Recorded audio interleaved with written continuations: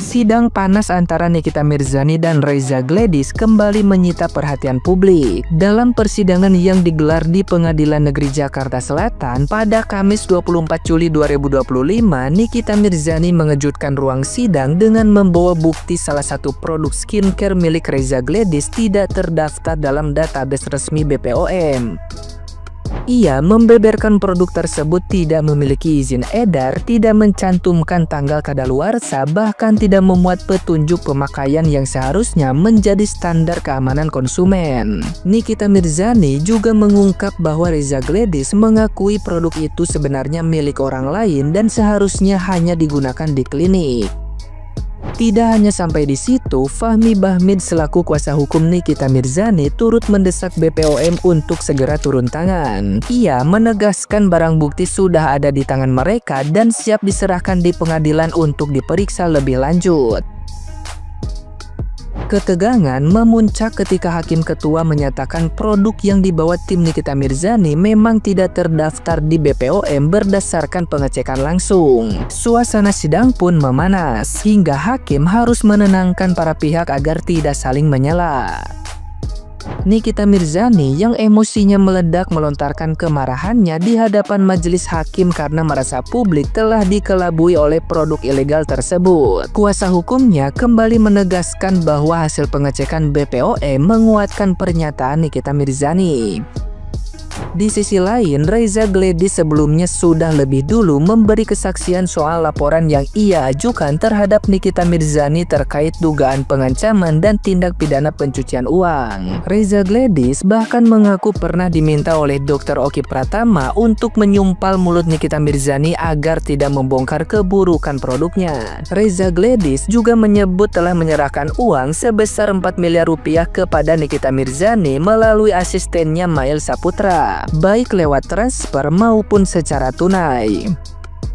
Fakta-fakta ini membuat publik semakin bertanya-tanya, siapa yang sebenarnya berada di pihak yang benar.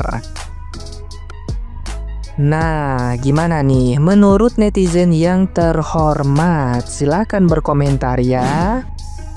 Tuh ya, BPOM mana? BPOM sekarang harus turun tangan, harus banget, karena sudah terbukti bahwa produknya si DRG ini tidak BPOM pada saat diproduksi waktu itu ya. Bahkan sudah terjual bebas di e-commerce dan banyak juga yang beli. Ayo BPOM harus netral nih di sini ya. Tunjukkan keadilanmu ya. Kalau kamu tuh tidak memihak sana dan tidak memihak sini. Jadi harus objektif ya. Buktikan pada rakyat kalau memang BPOM ini ya tidak kotor lah gitu ya. Bersih gitu. Buktikan coba ya. Sekarang urusanmu nih, karena Pak Hakim kemarin sudah dikasih lihat ya produk itu sama pengacara Kaniki dan Kaniki juga bahwa memang itu tidak ada BPOM-nya. Kok bisa ya bisa lolos gitu? Ih, gampang ya di Indonesia tuh kalau mau jualan produk, aduh serba cincai gitu kayaknya. Gemes sama BPOM nih. Sebenarnya inti dari kasusnya ini, inti dari masalahnya ini, ya masalah skincare kau. Sudah badan POM gak? Terus overclaim gak? Kau selalu tempelkan stiker-stiker gak? Kau menjual jarum-jarum bebas di e-commerce enggak? Itu masalah intinya, ya kan? Tapi setiap kali disenggol masalah produk kau bilang enggak ada masalah, cuman masalah kau sama Nikita Mirzani itu tuh masalah pribadi. Kau nggak berani menyenggol produk kau, cuman yang kau senggol itu masalah selalu dikata-katain abu-abu lah, manusia silver lah, pelangak pelongo lah, kurus kering lah, ini itulah kayak gitu, ya kan? Yang ngapain juga masalah itu kalau bawa di persidangan. Yang menjadi inti poinnya di sini itu tuh ya, produk kau overclaim gak? Sudah badan POM belum? Itu masalah intinya. Tapi kenapa kau perpanjang masalah, memperpanjang lebar, selalu bilang karena dia sering ngatain aku abu-abu lah, kulit abu-abu. Terus ditanya sama Hakim, memang kau ngerti apanya abu-abu? Enggak, katanya. Loh, kalau nggak ngerti ngapain kau seret-seret di persidangan? Kalau kau nggak ngerti artinya abu-abu, ngapain kau tersinggung? Ya, ngapain kau baperan? Ya seharusnya orang tersinggung itu orang yang sudah paham sama arti, ya kan? Orang yang sudah memang keberatan aman kayak gitu dengan apa yang dikatakan sama kita gitu kan, minimal paham dulu. Ini nggak paham masalah abu-abu, nggak paham, ditanya kamu tahu apa masalah itu, enggak katanya. Kalau nggak tahu kenapa tersinggung, jangan sentuh daerah itu dulu, itu nggak penting ya. Bukan hanya sekedar Nikita Mirzani yang ngomong kau itu tuh abu-abu, enggak. Iya, itu sudah nama panggilan melekat di diri kau tuh. Jangan salahkan orang juga. Nggak tahu apakah kamera kau yang jelek, apa kayak gimana. Iya kan kelihatan di situ. Bagaimana orang nggak bilang kau abu-abu gitu loh.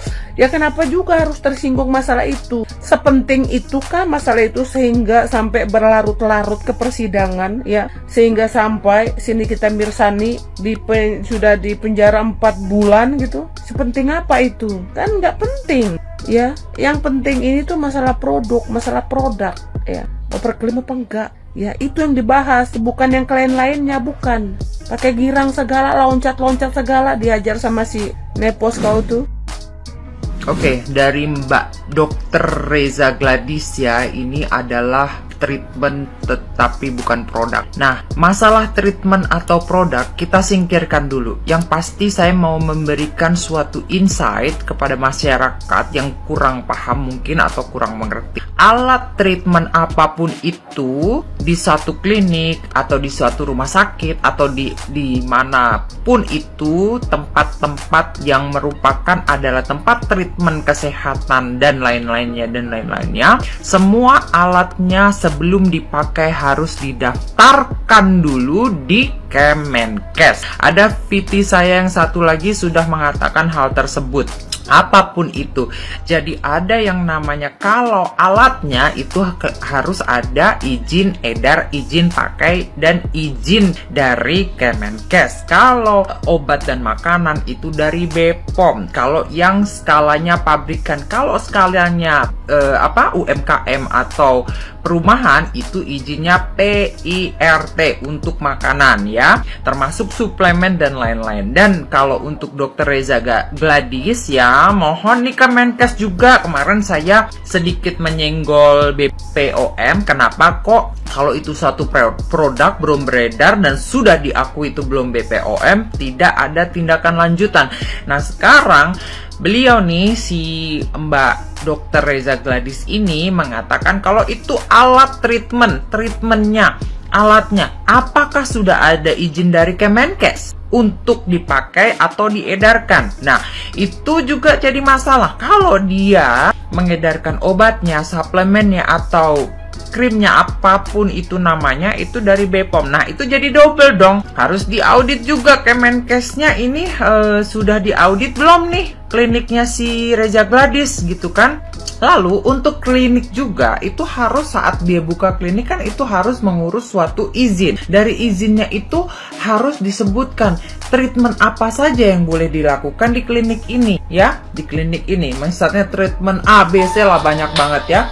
Itu apa saja treatment yang boleh dikerjakan di situ, dan didaftarkan juga alat-alatnya. Alat-alatnya itu pun nanti berhubungan juga ini, karena di Indonesia kalau tidak salah harus ada izin halal, izin ini, dan pertama kali ya udah nggak usah jauh-jauh yang namanya izin Kemenkes dari dinas kesehatan setempat, apakah sudah ada gitu.